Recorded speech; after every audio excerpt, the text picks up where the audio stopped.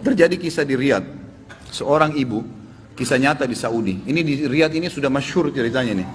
Antara seorang ibu dengan seorang TKW dari Indonesia.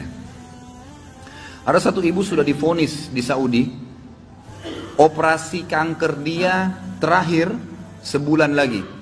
Kalau tidak berhasil, dianggap sudah mati dari sisi medis. Ini keberhasilannya kecil sekali, 10%, 90% mati orang ini. Sebulan lagi menurut ilmu medis. 3 hari setelah divonis begitu sama dokter, sebulan lagi operasi terakhir, datang pembantunya dari Indonesia. Seminggu pembantu itu kerja, bagus sekali kerjanya. Masya Allah bersihin rumah, masak segala. Tuan rumahnya ini senang. Tapi selama dia kerja seminggu, ada satu perilaku TKW ini, pembantu ini, yang selalu membuat tuannya mau nanya sama dia tapi nggak enak. Akhirnya setelah seminggu itu ditanya, ternyata dia kalau siang hari, habis selesaikan kerjaan semua, habis siapin makan, dia masuk kamar mandi, lama di kamar mandi pembantu ini. Nggak tahu buat apa gitu. Pas dia keluar dari kamar mandi, setelah seminggu ditanya sama majikannya, maaf saya mau tanya, kenapa kamu ini setiap masuk kamar mandi, lama, ngapain? Langsung nangis tiba-tiba TKW itu menangis, pembantu itu menangis. Dia tanya kenapa kamu nangis? Dia bilang ceritanya begini sebenarnya. Sebelum saya berangkat ke Saudi di Riyadh ini, 12 hari sebelumnya saya baru melahirkan. Dan saya punya bayi di Indonesia. Saya lagi susuin. Nah saya tinggalkan karena keadaan ekonomi. Terpaksa saya tinggalkan. Visa sudah keluar, saya melahirkan, saya berangkat. Nah saya masuk kamar mandi ini, saya keluarin air susu saya. Karena kalau tidak payudara saya sakit. Coba, kalau antum dengar keluhan seperti ini dari pegawai, dari staf, dari orang, apa yang antum lakukan? Perhatikan perilakunya muslimah ini, ya. Majikannya buat apa? Ini ternyata menjadi penyebab penyakitnya hilang.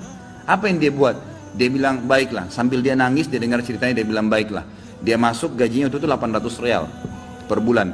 Tuannya ini kebetulan punya duit di rumahnya, diambil dikali 24 bulan, 2 tahun. Dikasih pembantunya, ini uang kamu ambil. Besok saya belikan kamu tiket pulang ke Indonesia. Anggap kau sudah kerja 2 tahun. Pembantunya bilang, nggak apa-apa. Dia bilang, nggak apa-apa. Anak kau lebih penting daripada saya. Urus anakmu, nggak apa-apa. Terus ada pembantunya, baiklah kalau begitu terima kasih. Kata tuannya, kalau seandainya 2 tahun kemudian habis nyusuin kamu terfikir kembali, ini nomor HP saya, dikasih, pulanglah. Pembantu kita sudah selesai nih, TKW sudah pulang Indonesia. Kita sekarang berhubungan dengan kisah ibu ini. Apa kata dia? Semenjak pembantu itu berangkat, mulai hari itu setiap hari saya menangis.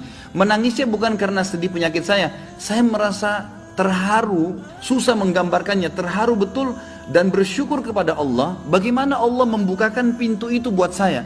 Saya selalu bersyukur terus sama Allah karena saya terfikir untuk kasih gaji 2 tahun. Mungkin kalau terjadi pada kita, kita bilang, baiklah kamu pulang aja minimal. Pernah gak antum terfikir kasih gajinya lengkap semua? Dia bilang, saya terharu kenapa saya bisa lakukan itu. Dan saya selalu bersyukur sama Allah, saya bisa lakukan sementara memang ini ada vonis mati dekat lagi secara medis.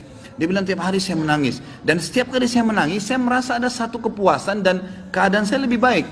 Ringkas cerita, tiba masa operasi, ditelepon rumah sakit, disiapin semuanya alat operasi. Tiba di rumah sakit, dicek sebelum operasi, dokternya duduk setelah cek di kursi lalu bertanya, kamu berobat kemana sebulan ini? Kata ibunya, saya nggak berobat kemana-mana. Kamu tahu nggak, kanker kamu nggak ada, sedikit pun nggak ada, akarnya nggak ada, sembuh total, nggak ada, nggak mungkin terjadi secara medis. Ibu itu tersenyum lalu mengatakan, kalau betul apa yang dokter ucapkan, itu karena sedekah saya. Diceritain sama dia ceritanya, begini. Dokternya jadi nangis. Dokternya bilang apa? Subhanallah, yang telah membukakan mata hati saya, ternyata yang menyembuhkan bukan obat sama dokter, tapi siapa? Allah subhanahu wa ta'ala. Ambil pelajaran ikhwas sekalian. Ternyata amal-amal soleh itu bisa membuat kita keluar dari masalah. Abdullah bin Umar dan Abdullah bin Abbas radhiyallahu anhum ajma'in, itu kalau beliau sedang menghadapi masalah dan tidak pecah, beliau keluar cari orang miskin dan sedekah. Keluar bertawassul dengan amal soleh. Seperti itulah. Mungkin sampai situ dulu, mudah-mudahan apa yang kita bahas bermanfaat.